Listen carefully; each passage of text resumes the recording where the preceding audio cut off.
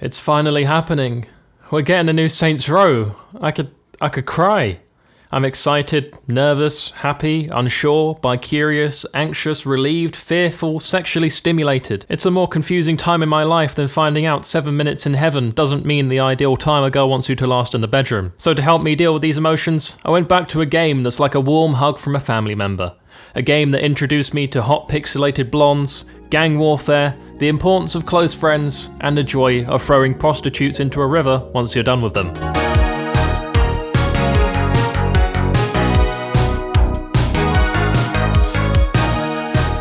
So, first things first, I've got to create my character.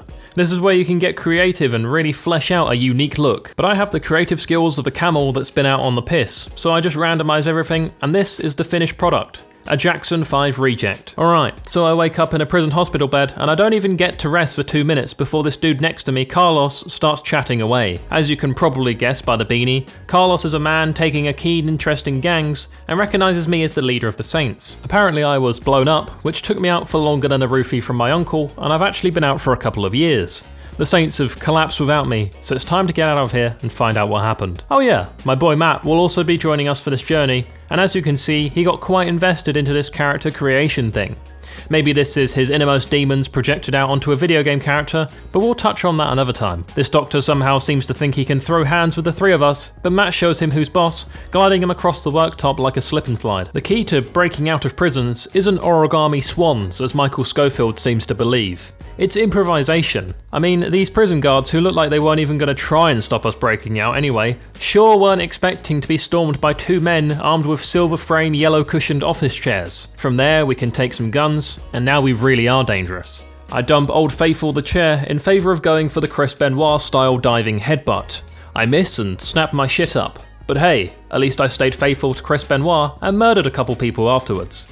Carlos chooses to get in a cramped police car with Matt rather than my spacious prison bus. I'm not even gonna lie, it hurt my feelings a little bit, as I thought me and Carlos really made a connection lying on those prison beds. Who'd have guessed you can't trust a small Mexican dude in a prison wearing a beanie? We all then jump in a boat, and things are a little awkward between me and Carlos, but I have bigger things on my hands. Like this FPS. My frames have dropped lower than my porn standards after being single for a while. You really don't know yourself until you start exploring the behind the scenes category on P-Hub. It's educational and good fat material. What more could you want? Okay, so we make it off Prison Island, and the police were kind enough to say GG for escaping and agree to give us a grace period before chasing us down again. Me and Matt, still in prison jumpsuits, obviously stand out a little bit, so we roleplay as bin men, because you actually have to be a criminal in order to qualify as a bin man. Our first mission in Stillwater? Buy some new clothes. An easy enough task, right?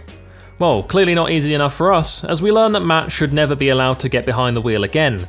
This man is more dangerous on four wheels than Marcus Alonso. It also doesn't help that when we eventually made it to the clothing store, I accidentally right-hooked Matt while trying to get out of the menu, causing the employees to ring the alarm and no longer accepting my patronage for their clothes. We hop in a pickup truck, which naturally comes with a prostitute in the back. This is how you know it's an authentic pickup from the south. I even believe in dealerships down there you get to choose whether the prosy comes alive or dead, which is a real nice customer service bonus. Naturally, the next order of business is to head down to the strip club with my boy and get some bevies in. Usually me and Matt just give each other lap dances, so this is a real nice change of pace. I show a complete disregard for the club's cleaner when I bottle someone, creating a fair bit of mess on the floor. A mass brawl then breaks out between us and this dude's friends, but we all agree that the only weapons we're allowed to use are bar stools. This is what alpha males can achieve when working together. After we pick up the dub in the Great Barstool Battle of Stillwater, we have to make our way to court. On the way out, we spot a young man still getting a lap dance, even after watching us beat some rowdy motherfuckers to death with a couple of stools. I've got to respect it. The man paid us $20 and wants to get his money worth. Or however much a lap dance costs, I don't really know. We're actually off to court because our main man Johnny Gat is about to be sent to the chair, and understandably so. I mean, he's murdered about 300 people. But he plays an integral part of reforming the Saints, so letting him die would be a poor business decision. Me and Matt discuss in the car that we will go for the balls deep approach and take out anyone who is in our way. As you can see, this gets off to a flying start, busting our way through the doors with Matt getting dropped by a taser gun and repeatedly kicked in the head. We swiftly recover from this early setback and proceed to light up the courtroom in what will go down as an instant classic in terms of shootings in America. We find Gat's courtroom and don't knock before entering, so that shows that prison has really messed with some of our basic manners. Gat is happy to see us and even asks if I change my hair, which really puts an extra spring in my step for the rest of the day. It's the small things. Me, Matt, and Johnny Gat now have to make our way out of the court with every second of extreme importance. So I guess me trying to bang a J-turn in a cop car jammed between the door and a stair rail was probably a waste of valuable time. The cops of Stillwater are actually pretty sound folk, to be fair though, as they let us take another one of their vehicles. Gat wants to be dropped off at his house, which doesn't seem like the tactical play here. Surely your residency will be the first place the police check, but hey, it's what the man wants. On the way there, we stop off for a quick in-sync virtual doob, because if you can't take drugs with your boy in real life, much like masturbating, doing it with him virtually is the next best thing. We drop Gat back home and decide that now is probably optimal timing to go cop some new clothes. We both unintentionally go for an 80s vibe. Matt would go down the hippie route, whereas I would go down the funk route. The interesting thing about my fashion statement here is I really can't make up my mind if I look like the friendliest guy on the block, or someone that will finger you in your sleep. It's hard to decide. We pull back up to Gat's place in our fresh new outfits, and after a little discussion in his living room, we realise we need a base of operations. Somewhere that will feel like a home and entice people to take us seriously as a gang. Gat suggests we take over this abandoned church in the middle of Stillwater, and it couldn't be more perfect. Once a place of worship to the Lord, now a place of worship to a gang.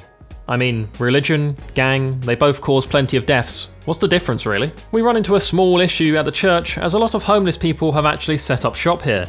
Me and Matt, being the reasonable young lads we are, kindly agreed to negotiate with the homeless people about how this is the beginning of a criminal enterprise and we're going to put in a formal bid to buy this place so they can no longer stay here. All goes well and they seem to be understanding where we're coming from and leave without too many of them being thrown through their own cardboard homes that they built from scratch. Here at the Saints, we don't really believe in violence too much. Negotiation, leaving customer feedback, and actually having human conversations are what we value. Admittedly, the place is a bit of a shithole, but with a nice break room, some inclusive posters on the walls, and a loose dress code, this really could be the workplace of dreams. Matt actually notices a small inconvenience with our new place. You see, you can get up on the roof, which is all well and dandy, but there's no stairs to get back down, which seems like a small architectural mishap. To get down, you actually have to jump off, fold yourself inside out, give yourself severe internal bleeding, and wait for a homie to revive you. Let's actually get down to some business though. Despite me, Matt and Gat being the most intimidating alpha male trio you've ever laid eyes on, it's not enough to take back the city for the Saints, so we're going to need some new blood. Wow, I just said new blood, like I'm actually in a gang, when in reality the closest thing I have to gang experience is probably writing mine and my middle school girlfriend's name on a wall in Sharpie. I mean, what can I say? I'm a reckless 22-year-old. Our first recruit will be a girl called Shaundi, who will only join us if we impress her by completing 3 stunt jumps. Everyone knows that dangerous driving gets the ladies absolutely soaked. Another thing that gets the ladies absolutely soaked is missing the stunt jumps, driving right into a small body of water, and nearly drowning the girl. Round 2, this time I drive, and Shaundi tells me I've satisfied her, which is the first time a woman's ever said those words to me. Next up is Carlos, the dude who helped us escape the prison. One of his friends owes him some money, so I've got to go repossess his car, which would suggest they're not actually his friend. When one of my struggling mates owes me money, I tell them to just pay it back whenever they can. Maybe I'm too nice though. Maybe I need to start doing home invasions where I repossess all their valuables. This vehicle I'm repossessing turns out to be an RV, so not only is it the dude's main source of travel, it's the dude's main source of, well, it's the dude's home. Carlos is out here repossessing people's homes because they owe him money. We really need this kind of strength in the Saints. I take the vehicle back to him and he's satisfied, and that's not the first time I've heard that leave a dude's mouth. The final recruit of the day will be Pierce. I right hook him in the liver to establish dominance, but he wants us to prove ourselves by killing some Ronin.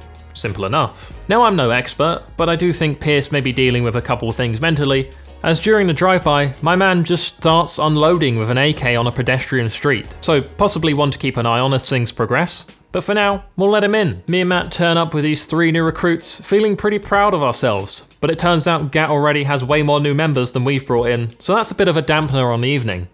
None of his recruits are going to be main characters though, so we can take pride in that. We assign Piers to the Ronin, Shawnee to the Sons of Sunday, and Carlos to the Brotherhood. It's really time to get to work and take back Stillwater. I don't know why I try and make my videos sound epic sometimes of like ending lines like that when all I do is just sit here and make questionable jokes over the video for 10 fucking minutes. But anyway, thank you guys for watching the video.